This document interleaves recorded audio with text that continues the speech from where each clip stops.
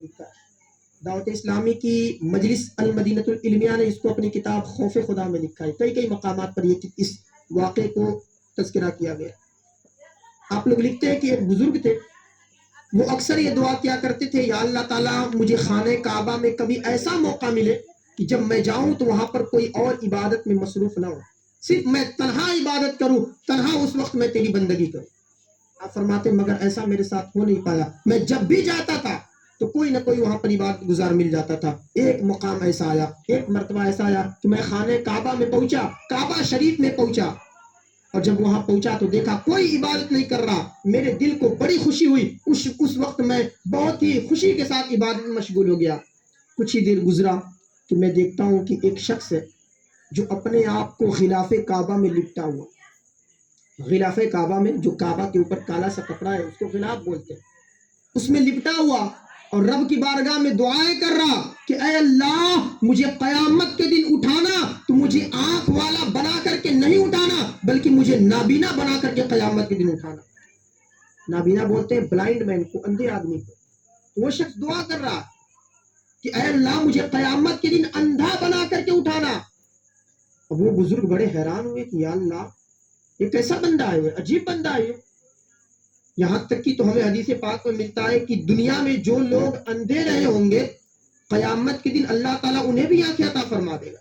بلکہ بہار شریعت میں صاحب بہار شریعت مفتی امجد علی اعظمی رحمۃ اللہ تعالیٰ نے لکھا، حدیث پاک لکھی ہے کہ اللہ کے نبی صلی اللہ تعالیٰ علیہ وسلم نے ارشاد فرمایا کہ کسی شخص کی دنیا میں آنکھیں چھین لی گئی، کسی وجہ سے لے لی گئی یا کسی وجہ سے چلی گئی، اگر وہ اس پر صبر کرے تو اللہ تبارک و تعالیٰ اس کا بدلہ اسے جنت عطا فرماتا ہے،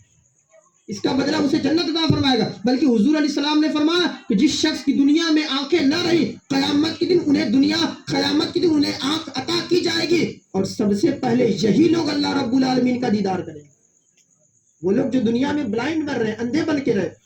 تو وہ بزرگ کہتے ہیں کہ میں نے سوچا کہ یا اللہ دنیا میں جو اندھا رہے گا اس کو بھی قیامت کے دن آنکھیں دے دی جائیں گی، مگر یہ عجیب بندہ ہے جو دعا کر رہا ہے کہ مجھے قیامت کے دن اندھا بنا کر کے اٹھانا. کہ کون بندہ ہے، ذرا اس کو دیکھوں. تو وہ بزرگ فرماتے جب میں گیا اور میں نے جب جھک کر کے دیکھا تو وہ کوئی اور نہیں بلکہ وقت کے تاجدار شیخ عبد القادر جیلانی سرکار غوث اعظم رضی اللہ تعالیٰ عنہ، جو کعبۃ اللہ کے اندر غلاف میں لپٹے ہیں اور لپٹ کر کے یہ دعا کر رہے ہیں کہ اے اللہ مجھے قیامت کے دن نابینا بنا کر کے اٹھانا. وہ بزرگ فرماتے ہیں کہ میں نے ان سے پوچھا کہ حضور عجیب معاملہ ہے، آپ جب ممبر پر کھڑے ہوتے ہیں بغداد کے، آپ وہاں پر یوں اعلان کرتے ہیں کہ قدمی ہادہی رقبۃ علی کل ولی اللہ، میرا یہ قدم تمام کے تمام اولیاء کی گردن پر ہے. مگر آپ یہاں حالت یہ ہے کہ ایک طرف تو آپ اعلان کرتے ہیں کہ میرا قدم تمام اولیاء کی گردنوں پر ہے، اور ادھر آپ اعلان کر رہے ہیں، ادھر آپ دعا کر رہے ہیں کہ اللہ قیامت کے دن مجھے نابینا اٹھانا. ایک طرف تو آپ بغداد میں اعلان کرتے ہیں کہ نظرت الی بلاد اللہ الجمع کخردلۃ علی حکمہ اتصال، میں اللہ کے تمام شہروں کو ایسے دیکھتا ہوں جیسے اپنے ہاتھ پر رائی کے دانے کو دیکھ رہا ہوں. آپ تو یوں اعلان کرتے ہیں بغداد کی سرزمین پر، مگر یہاں دعا کر رہے ہیں کہ اللہ مجھے قیامت کے دن نابینا اٹھانا. آپ تو اپنے مریدوں سے کہتے ہیں کہ اے میرے مریدوں مریدی لا تخف، گھبرانا نہیں، اگر تم اچھے نہیں تو کیا ہوا، تمہارا پیر شیخ عبد القادر جیلانی تو اچھا ہے نا، میں تمہاری قیامت کے دن بخشش کراؤں گا. آپ اپنے مریدوں کی ضمانت لے رہے ہیں بخشش کرانے کی، اور حالت یہ ہے کہ آپ خود دعا کر رہے ہیں کہ اللہ مجھے قیامت کے دن نابینا اٹھانا. اس کی کیا وجہ ہے، کیا حکمت ہے اس میں؟ تو سرکار غوث اعظم فرماتے ہیں سنو بات دراصل یہ جو میں ممبر پر کھڑے ہو کر کے کہتا ہوں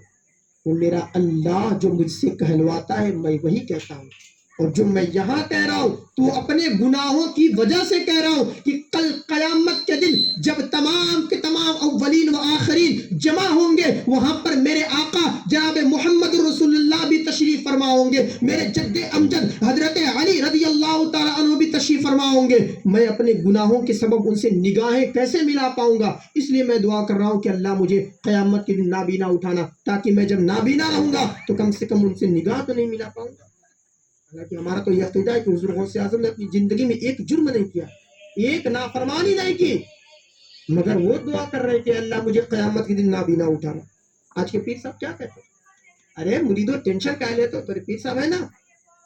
ہم بخشوا لیں گے تم کو، ہم سب کر لیں گے، اتنا مارے جائیں گے. پیر صاحب کی کھوپڑی باہر آ جائے گی ان کی.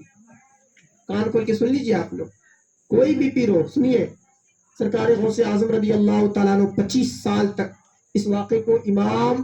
ابو الحسن شتروفی رحمۃ اللہ تعالیٰ علیہ نے اپنی کتاب بہجت الاسرار میں لکھا ہے، اور جن کتابوں کے میں حوالے دے رہا ہوں بفضل تعالیٰ سب میرے پاس موجود ہے۔ تو بہجت الاسرار میں آپ نے اس واقعے کو لکھا ہے۔ آپ فرماتے ہیں کہ 25 سال تک سرکار غوث اعظم جنگلوں میں اللہ رب العالمین کی عبادت کرتے رہے۔